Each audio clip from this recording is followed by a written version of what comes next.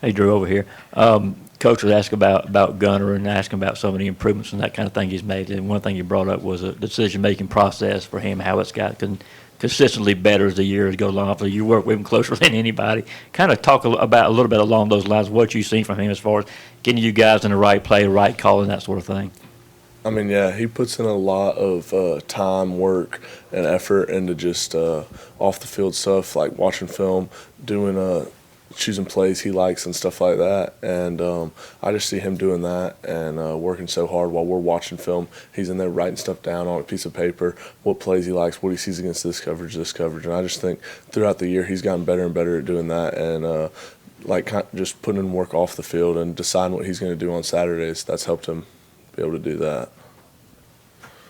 Drew, so much of the conversation with this offensive line this year has been about battling injuries and fighting through it. How big was last week as far as having a bye week where y'all are still working but didn't have a game to grind through on Saturday?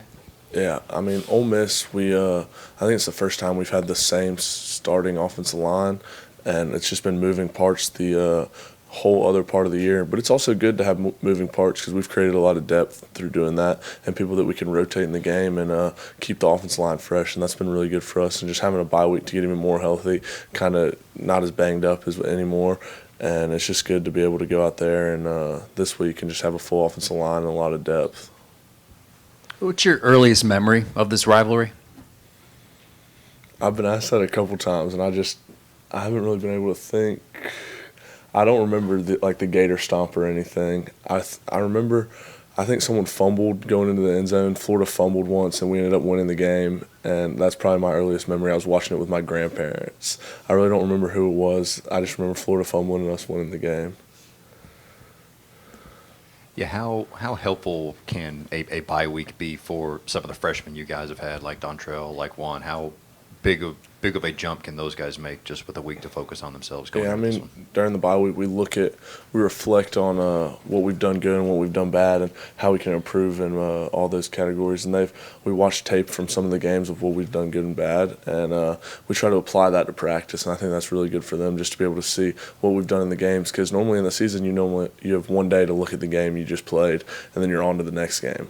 And just to be able to reevaluate and see what they've done good and what they haven't done good and just see how they can improve has been good for them. Yeah, in this rivalry, when you guys have won, the big thing you guys do afterwards is run up and jump in the stands. Just why is that a special tradition for the guys on this team? What does it mean to get to celebrate with the Georgia fans that make the trip in that way? Yeah, I mean, it's just cool because people make the trip down there. It's a long trip. You're just showing that you appreciate them, and it's fun to do. Just jump in the stands, take pictures with people, and I think it's just a fun tradition that's stuck. Your father's been around this game, back to his playing days and a long time as a coach. Does he get more worked up for a game like this than a normal game on schedule?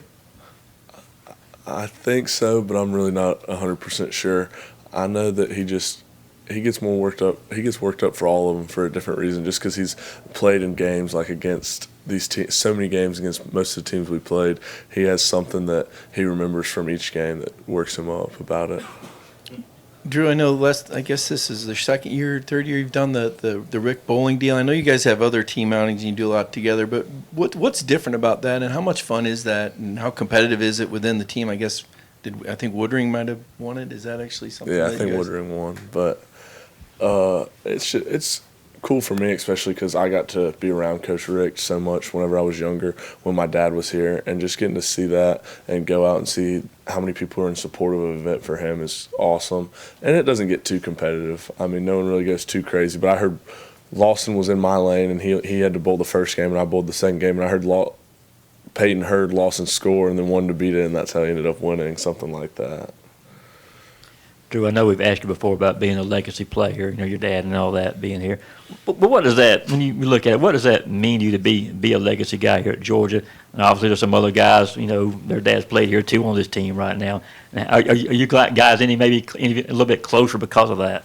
Yeah, I think so, for sure. Just not closer because the legacy or anything. I think closer because the amount of time I've gotten to spend with him being a coach here. And just I'm getting to see him every day. And when I've probably seen him more since I've become a football player at Georgia than I've seen him the rest of my whole life combined, just because he's always on the road or doing stuff like that. So it's just been good for me to get closer to him through doing all of this. Drew, one of the areas that Florida has had a lot of success this year has been stopping the run. What stands out to you about them in that regard, especially just that defensive front, what they do well? Yeah, I think their front seven is just big, athletic, and aggressive football players. They're kind of built the same way that our team's built a little bit, and they run the same kind of defenses that our team runs as well. So it's just they pride themselves, I think, on stopping the run, and that's something that we need to know how to attack this week. We can do a good bit of more good on good this week, just playing against our own guys because they kind of scheme up stuff the same way as we do, and we can just get after it and learn how we can run the ball on them effectively. Drew, just where's the offensive line just as far as, being healthy? Obviously, you guys get hit on every play, so just not having to do that for a week. What are you feeling, and what are some of the other guys in the room feeling like this week? Yeah, obviously, just doing it every week, you get a little banged up. You get nicks and bruises everywhere, but having an off week, practicing a couple times, still getting after it, but just taking care of your body, having extra time over the weekend to take care of your body just meant a lot. And I think I know I'm feeling a little better. I think everyone else is too.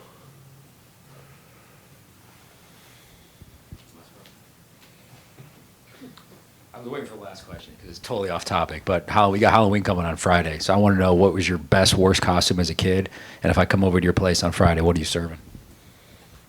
My best and worst costume? Yeah, when you were younger. I'm trying to think. I know I was Jack Sparrow for a couple years. I was Aaron Murray 2 years. I can't really think of anything else I was. Something from Star Wars, maybe. I'd say my best one was probably, I'll give it to Aaron Murray. And then my worst one was probably one of the Star Wars ones I was. And if I don't know what I'm serving if you're coming over on Friday. Just follow up, because Murray's part of our show. Just what does an Aaron Murray Halloween outfit look like? I had some old football pants that my dad had in the closet, an Aaron Murray jersey on with some little tiny pads, and like a bucket helmet on that my dad had in the basement. It was kind of a last-minute costume, but it came together well. Anyone else for Drew? All right, Drew, thank you. Thank y'all. I'm going to work a week.